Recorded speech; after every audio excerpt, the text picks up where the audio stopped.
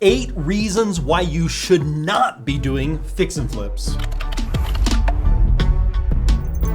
I might be the world's biggest fan of fix and flips. I've been doing it for over 20 years. I've done well over 500 deals as a fix and flip or as a lender, and I do more and more all the time. However, I don't think fix and flips are for everyone. So I want to talk about the 8 mindsets that you may have that if you have these, you probably shouldn't be doing fix and flips. Now, you kind of have 2 schools of thought here. You can say, you know what, I'll find something that works better for things that I'm good at, or you can say, I'm gonna learn this skill set or change these mindsets, and then I'm gonna move forward with the fix and flip. So I think it's more about understanding yourself and challenge yourself a little bit and making that decision. Hey, would I be better at this aspect or better at this aspect? Or do I want to learn it? Or do I want to delegate it and have somebody else that's really, really good at it take it? So those are really your decisions here is change it, go to something you're really good at, or find somebody else to do that for you that is really good at it. So those are the types of things you need to be thinking about. So number 1, you have a get rich quick mindset.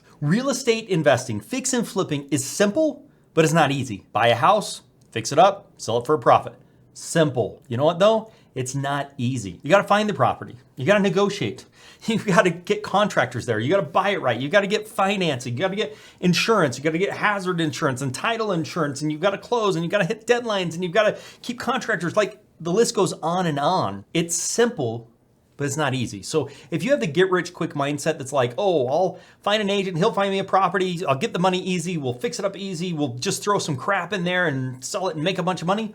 It doesn't work like that. So you can't have the get rich quick mindset, or you're not gonna be a very successful fix and flipper and shouldn't even get started. Next thing kind of goes along with this, and that is number 2, you have a lottery mindset. I don't know if you know this, but your chances of winning the lottery are really, really low. Let's talk about this. Think of North America. So we're talking Canada, we're talking the United States, and we are talking South America, all of it, okay? We're talking all of that area. Winning the lottery is like us putting $1 million in somebody's house in North America and you having to look at the map and choose which house it's actually in. That's the odds you typically have with winning the lottery. Why do people do it? Well, because they think that they might get lucky. They might be the one that wins. Real estate investing is not about luck. Real estate investing is not about lottery mindset. If you have that, you need to change it, or you shouldn't be fix and flipping properties. Next one, if you're risk adverse.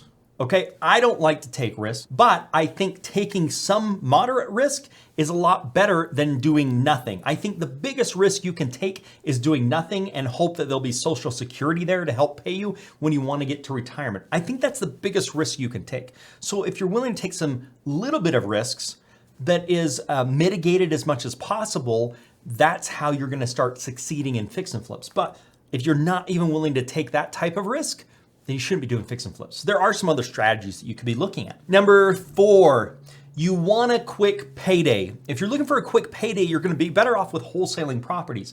You're talking 5, 6, 7, 8 months to make one of these fix and flip deals work. You have to find it, you have to fix it, you have to list it, you have to sell it, and then you have to go into escrow and then close and get paid. So it's a long payday. If you're looking for that quick payday, it's not in fix and flips. Number 5, if you want passive income, fix and flips are not gonna bring you passive income. They're gonna bring you buckets of cash as you do them appropriately, but they're not gonna bring you passive income.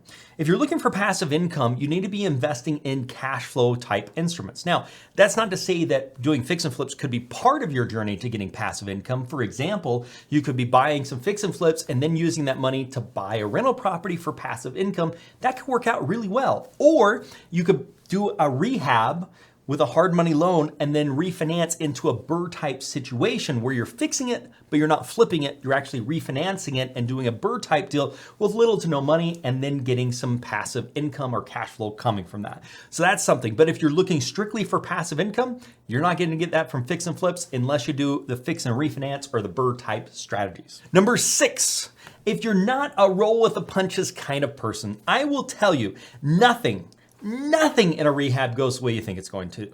There is going to be something that's going to be a problem. There is always going to be a hiccup. There's always going to be, whether that's material shortages, labor shortages, contractor not showing up, the roofing you wanted to get doesn't come. There's a storm and a tree gets knocked down into the roof and you have to repair it.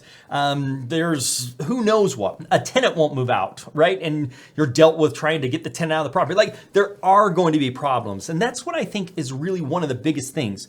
I think the best real estate investors are the best problem solvers. The question is, who can solve the most problems? That's really what it comes down to. And if you're a great problem solver and can solve those problems, that's when you're going to have the most success. So if you're not a roll with the punches kind of person, you need to find somebody that is, or you need to become one. Number 7, you don't push through obstacles. There are going to be stuff in the road. There's just going to be, right? So you can take that as a stop sign. You can take it as insurmountable, or you can say, you know, here's another hill and we need to climb it. It's really a mindset thing of saying, I am going to see this through to the end. And it doesn't matter what that looks like. I am going to see it through until the end.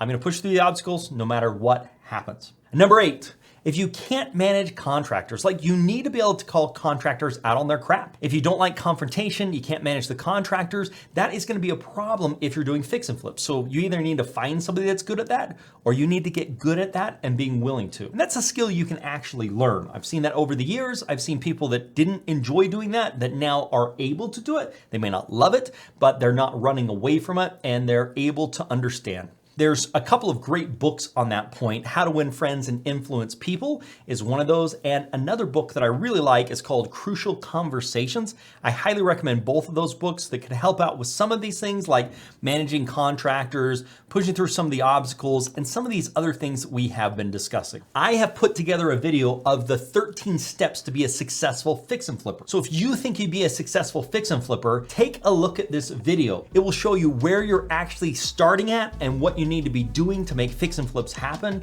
It's going to go through your roadmap, things you need to do every single week to get that first deal under your belt. And it's going to go through what are the most overlooked parts of fix and flipping, things people just don't really even think about. Check out this video on the 13 steps to a successful fix and flip. Click on it here and make it a very profitable day.